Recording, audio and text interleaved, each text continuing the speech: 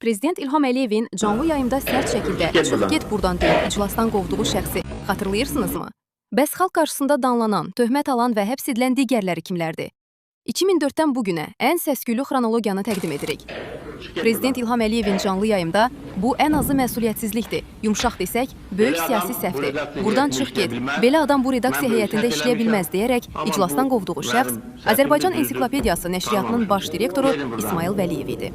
2004-cü ildə təqdim olunan ensiklopediya layihəsində ciddi təhriflərə yol verildiyi üçün dövlət başçısı onu canlı yayımda saxlayaraq zaldan uzaqlaşdırdı. Xronologiya göstərir ki, idarəetmədə heç bir güzəşt yoxdur. 2017-ci ildə xidməti vəzifəsində səhlənkarlığa görə Prezidentin İşlər müdiri Oqtay Şahbazova rəsmi töhmət elan olundu. 2018-ci ildə Mingəçevir stansiyasındakı qəza nəticəsində bütün ölkənin qaranlıqda qalmasına görə Azərenerjinin o dövrdəki rəhbəri Etibar Pirverdiyev müşavirədə kəskin tənqid edilib, dərhal işdən çıxarıldı. Lakin məsələ yalnız töhmətlə bitmədi.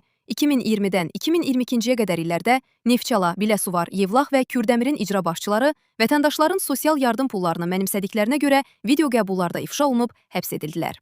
2023-cü ildə isə Söydlü kəndindəki ekoloji problemlərə passiv kənar tamaşaçı kimi yanaşan Ekologiya Nazirliyi kəskin danlandı.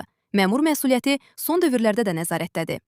2025-ci ildə Turizm Agentliyinin sədri Fuad Nağıyev və Ağdaşın yeni başçısı Orxan Hüseynzadə ciddi nöqsanlara görə şiddətli töhmət aldılar. 2026-cı ilin başında isə təyinatından cəmi bir ay sonra iş adamlarını incidən Nəsiminin icra başçısı İlxan İbrahimov dərhal vəzifəsindən qovuldu. Yekunda bunu xüsusilə qeyd etmək yerinə düşər. Dövlət başçısının mesajı aydındır. Məsuliyyətsizlik, səhlənkarlıq və korrupsiya cavabsız qalmır.